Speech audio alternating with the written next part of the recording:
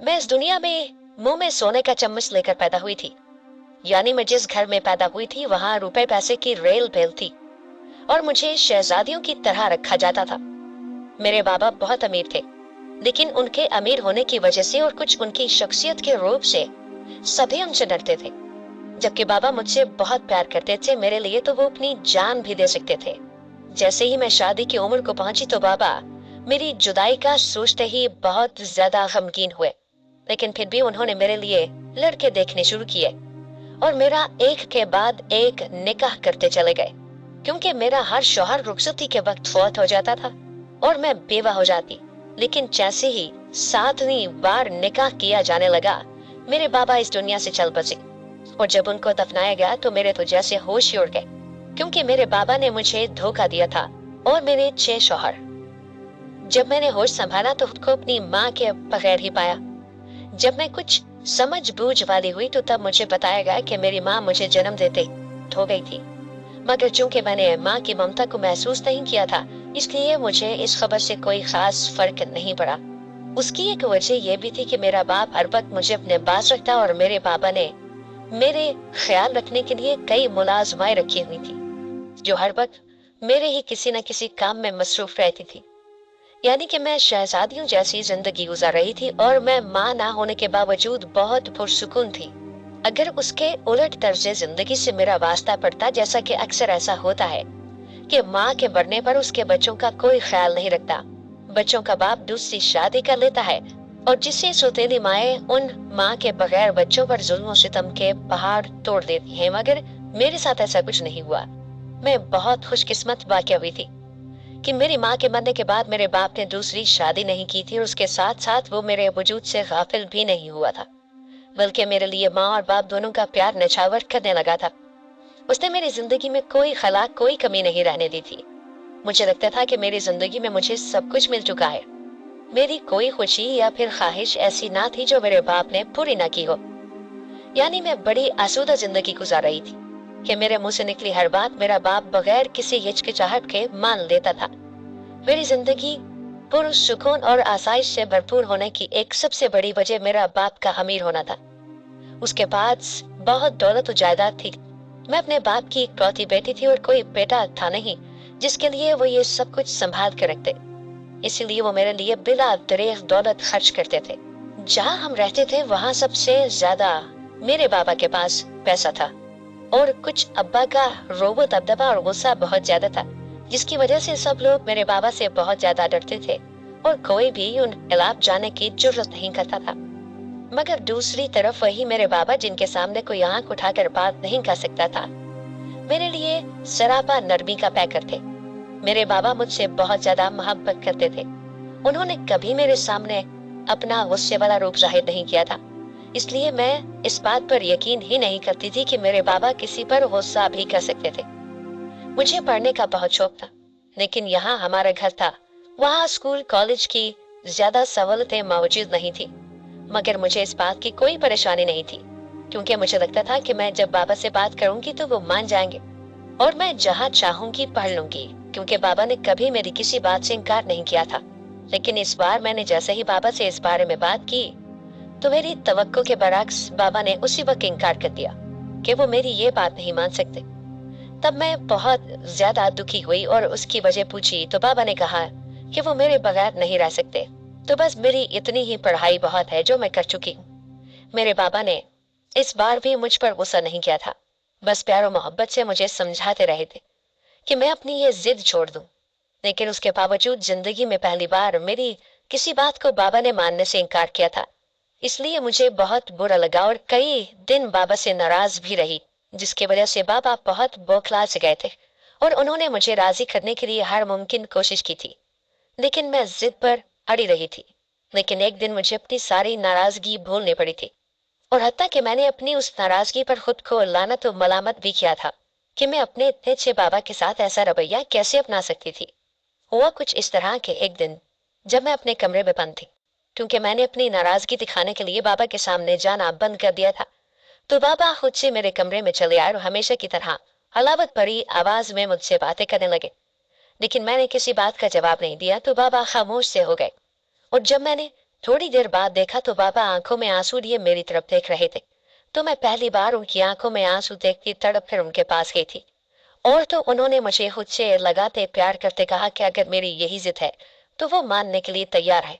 वो अपने दिल पर पत्थर रखकर मुझे कहीं और पढ़ने के लिए भेज देंगे, मगर मैं उनसे बात कर लूं। उनकी बातें सुनते मैं रोने लगी थी और दिल ही दिल में खुद को बुरा भला कहने लगी कि मैं कैसी बेटी हूँ जो खुद से इतना प्यार करने वाले बाप की आंखों में आंसू की वजह बन रही हूँ। और मैं ये जानते हुए भी कि बाबा मुझसे कितना प्यार करते हैं, मेरे बगैर रह नहीं सकते, उनसे इतना नाराज हो गई कि उन्हें मेरे आगे हार मानना पड़ी थी। ये सोचते जैसे मैं मरती जा रही थी। बेटियां तो वैसे ही अपने बाप पर जान देती हैं, इसीलिए अपने बाबा को रोते देखकर मैं बहुत दुखी महसूस कर रही थी। और मैंने इन्हीं जज्बात में एक फैसला कर लिया जिससे यकीनन मेरे बाबा बहुत खुश होने वाले थे। वो अगर मेरी खुशी के लिए मान सकते थे तो मैं भी उन्हीं की बेटी थी, उनके लिए कुछ भी कर सकती थी। इसीलिए मैंने सोच लिया कि मैं आगे नहीं पढ़ूंगी। अगर हो सका तो ज्यादा से ज्यादा प्राइवेट पढ़ लूंगी, लेकिन अपने बाबा को छोड़कर कहीं नहीं जाऊंगी। क्योंकि मुझे पता था कि इस दुनिया में मेरा बाबा के अलावा और बाबा का मेरे अलावा कोई भी अपना खूनी रिश्ता मौजूद नहीं था। जिस तरह उन्होंने मुझ पर अपनी जवानी के दिन वार दिए थे, दूसरी शादी नहीं की थी, तो मैं भी उनके लिए कुछ भी कर सकती थी। हम बाप बेटी अपने अपने दिल का बोझ हल्का करते खामोश हुए तो मैंने बाबा को प्यार से देखते अपना फैसला सुनाया तो वो खुशी से पागल हो उठे थे, जिससे मेरे दिल में भी अपनी पढ़ाई को लेकर कोई मलाल नहीं रहा था।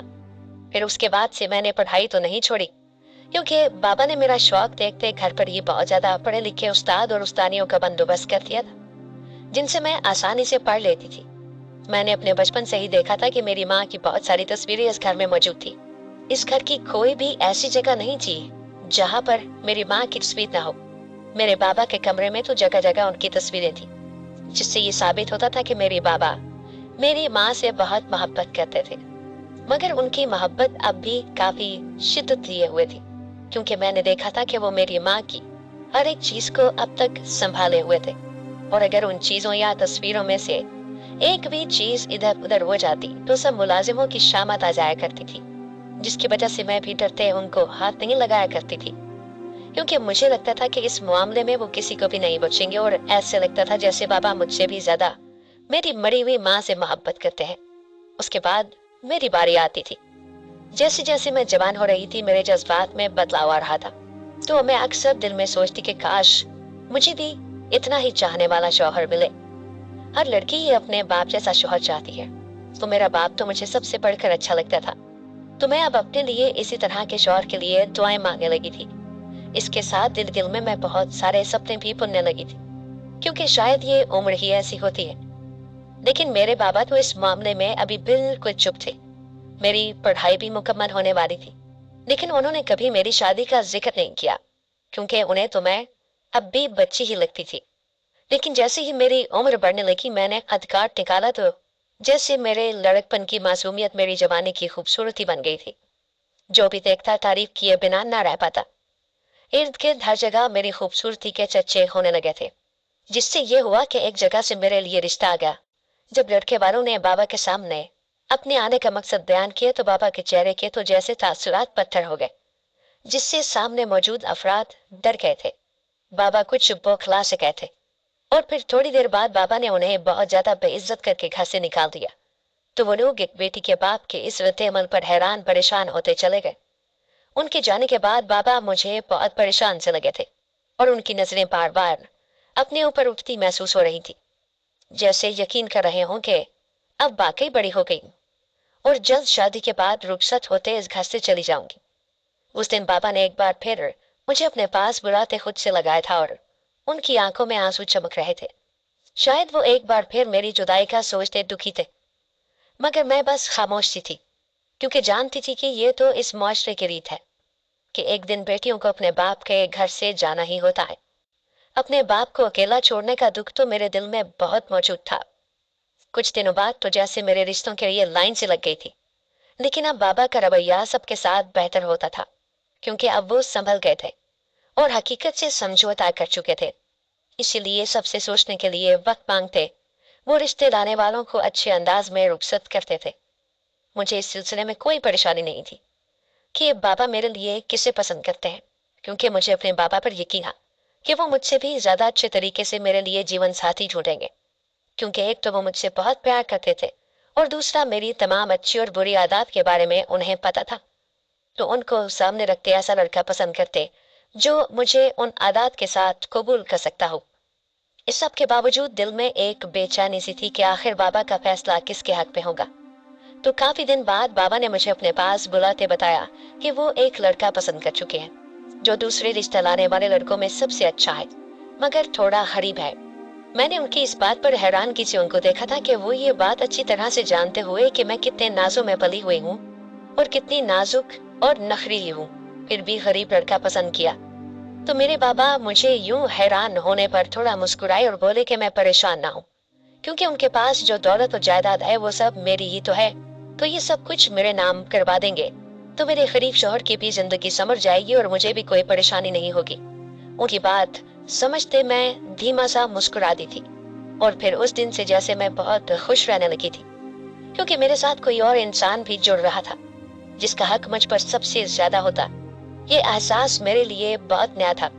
इसके अलावा कभी खुशकुन ख्यालात मेरे दिमाग में बसेरा कर लेते और कभी ससुराली जिंदगी और जालिम शौहरों के ख्यालात दिमाग में आने लगते, क्योंकि मैंने फिल्मों ड्रामों में ये सब होते देखा था। लेकिन मैं जल्द ही बुरे ख्यालात को दिमाग से झटक देती थी और बस अच्छा अच्छा ही सोचती, इस दुनिया से दूर कहीं और खो ही जाती। बाबा ने डायरेक्ट शादी के बजाय पहले मेरा निकाह करने का फैसला किया था और रुखसती कुछ अर्सा बाद होना तय पाई थी, क्योंकि उनका कहना था कि वो एकदम से मुझे खुद से दूर नहीं कर सकते, तो इसीलिए उन्हें यही बेहतर लग रहा है। मेरे निकाह पर ही बाबा ने इतनी तैयारियां और रस्में की थी कि मैं खुद को शहजादी ही समझने लगी थी। सब कुछ शादी जैसा ही था, लेकिन फर्क सिर्फ ये था कि निकाह वाले दिन मैं अपने घर और लड़के वाले अपने घर चले गए थे। मेरे निकाह के बाद बाबा मेरे साथ बहुत ज्यादा वक्त गुजारने लगे थे ताकि मेरे साथ की बहुत सी अच्छी यादें इकट्ठी कर ले, क्योंकि उसके बाद तो फिर पता नहीं हालात क्या रुख इख्तियार कर लेते। निकाह से रुखसती के वक्फे के दौरान तो जैसे बाबा ने मेरी किसी छोटी से छोटी और बड़ी से बड़ी बात पर हाँ कहना खुद पर फर्ज कर लिया था। मैं इस सब से बहुत खुश होने के बजाय अब अक्सर घबराने लगती थी कि अगर आगे जाकर मुझे ऐसी जिंदगी नहीं मिली तो मेरे लिए मुश्किल हो जाएगी और मेरा गुजारा मुश्किल हो जाएगा। मैंने अपनी अब तक की जिंदगी में अपने सामने सिर्फ चंद मुलाजिम औरतों को और मर्दों में ज्यादा बस अपने बाप को देखा था,